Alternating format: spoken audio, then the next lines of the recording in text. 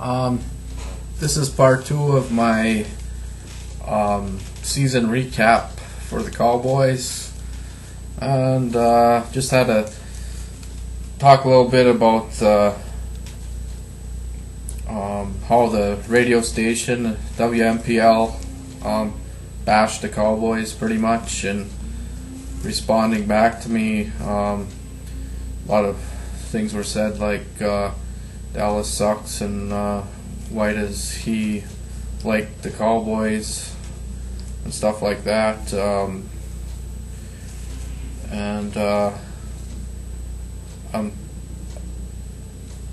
It was good that John Burton called and kind of explained to him that I like the team and the organization. I've been following them since the 70s when I was a kid, and just liked seeing them going to Super Bowls. I like Tom Landry, and I liked Roger Staubach, and Randy was a big fan of Randy White in the early 80s, and had many disappointing seasons going to the championship and losing 3 times in a row. So I'm battle ridding, I guess, being a fan. And being a fan, you have to wait many years before a team gets good and a team takes that step in the Super Bowl. And it seems at this point the Cowboys are building up towards that, winning their first playoff game and getting a couple of division titles in the past couple of years.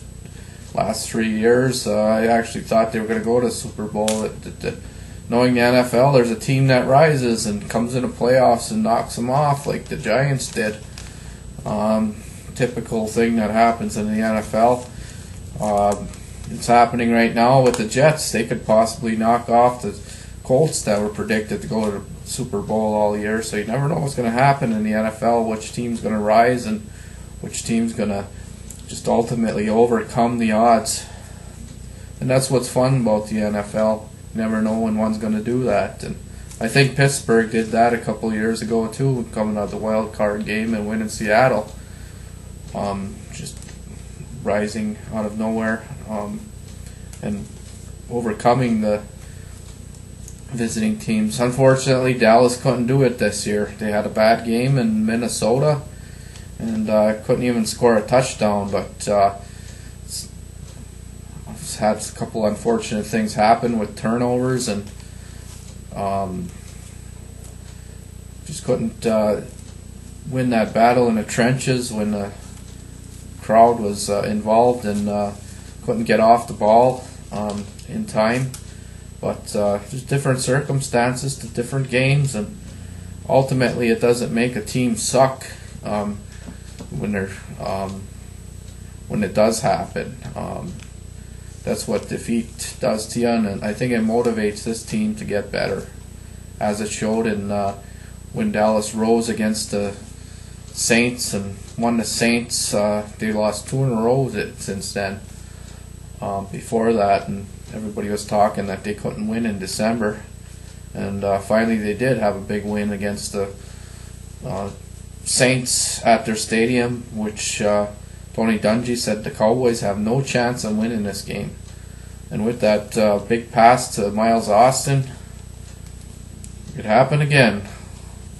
The big elite team was taken down, and that was by the Cowboys. About this America's team thing, the reason why Dallas was named America's team, it wasn't self-given to them. It was given because when they traveled to visiting stadiums, there would always be a big crowd of Cowboys fans that made up the stadium that cheered them on, even though it was at a visiting opponent stadium. There would be Cowboys fans there following them, and just like the team, just like me. There's a lot of people that fly in. When I go into Dallas, I meet people from Canada. A lot of people. There's a big fan base from Canada. When I go down there, I flew down and meet these people. There's some from California that I met, and there's a lot of people from everywhere. That's why they call this team America's team. There's fans. A lot of people like the team. And it doesn't have nothing to do with corporate things like the media was saying.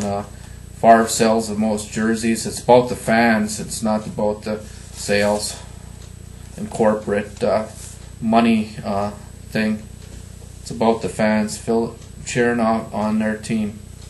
Like up here, I have a lot of nephews and a lot of family that like the team, and I even went to Walmart the day that the bashing was going on for the Cowboys on the radio, and the guy said, I was cheering for the Cowboys. Who are you cheering for now?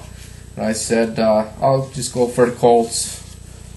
So there's some people that are sportsmanlike and have respect for other teams. It just reminded me of, there's this Eagles fan that makes comments on my site.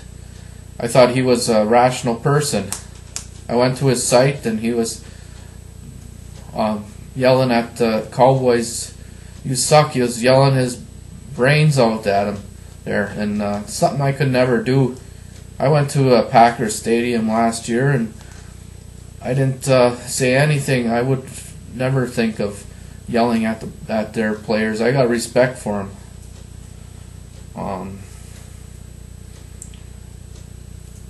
So another thing that they were talking about, they were saying the NFC East was a weak division.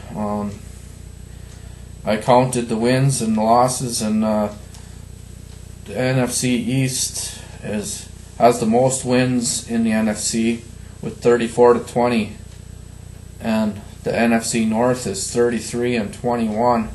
It's only a difference of one game, but still, it's still puts them at a higher point.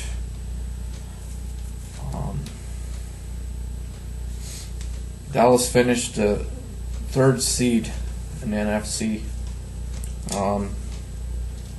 and the offense finished third with points, and this second, Dallas was second on allowed points defensively, and defenses win championships, they say. And right now the Jets hold that. They're the only team that finished higher in that ranking.